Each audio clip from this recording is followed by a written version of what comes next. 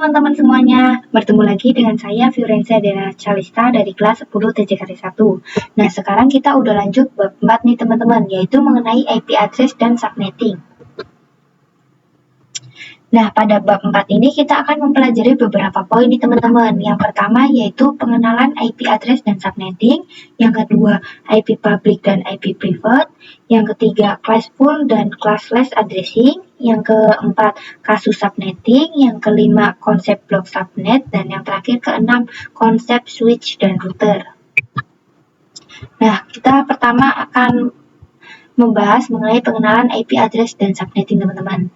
Nah, jadi ketika suatu perangkat ingin terhubung ke perangkat lainnya, baik itu menggunakan wired ataupun wireless, tentu saja memerlukan identitas nama pada setiap perangkatnya teman-teman. Nah, identitas tersebutlah yang dinamakan IP address. Kemudian subnetting adalah upaya atau proses untuk memecah sebuah network dengan jumlah host yang cukup banyak menjadi beberapa network dengan jumlah host yang lebih sedikit. Nah, teknik subnetting ini membuat skala jaringan lebih luas dan tidak dibatas oleh kelas-kelas IP atau IP classes, yaitu IP A, B, dan C yang sudah diatur teman-teman. Nah, pada pembahasan kali ini kita tidak hanya membahas tentang IP address dan subnetting teman-teman. Di sini juga kita akan mempelajari tentang mengenai prefix, subnet mask, IP network, IP broadcast, dan range teman-teman.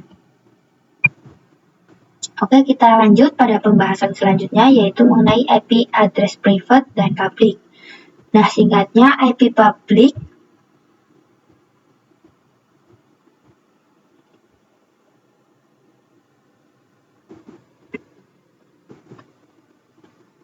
Oke, kita lanjut pada pembahasan selanjutnya mengenai IP address private dan public. Nah, singkatnya IP public merupakan IP yang digunakan di internet dan bisa diakses dari mana saja teman-teman.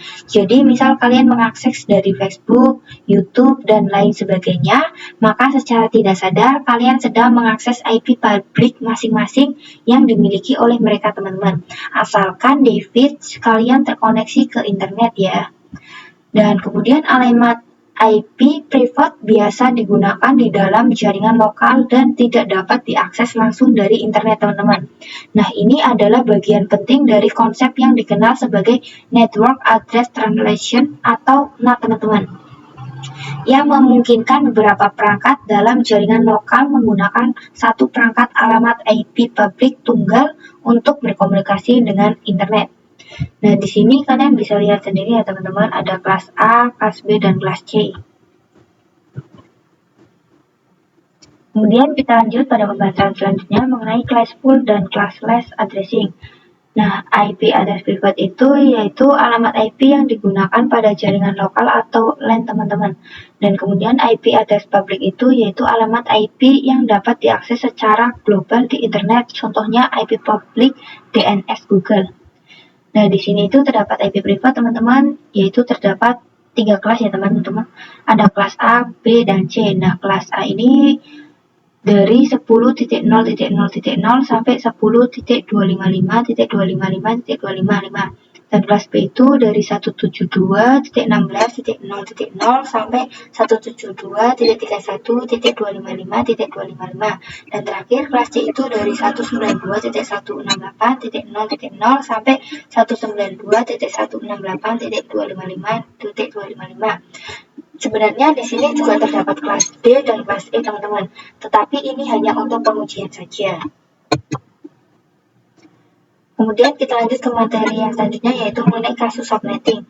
Nah, untuk melakukan proses subnetting, kalian itu akan melakukan beberapa proses nih teman-teman, seperti prefix yang sesuai, kemudian subnet mask, kemudian IP network, kemudian IP broadcast, dan kemudian range IP yang bisa digunakan teman-teman. Kemudian kita lanjut ke poin selanjutnya yaitu konsep block subnet. Nah, di sini terdapat 10.10.10.0/27.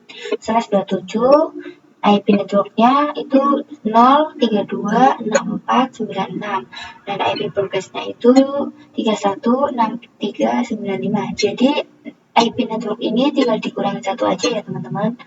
Ini 32 dikurangi 1 menjadi 31, 64 dikurangi 1 menjadi 63, 96 dikurangi 1 menjadi 95.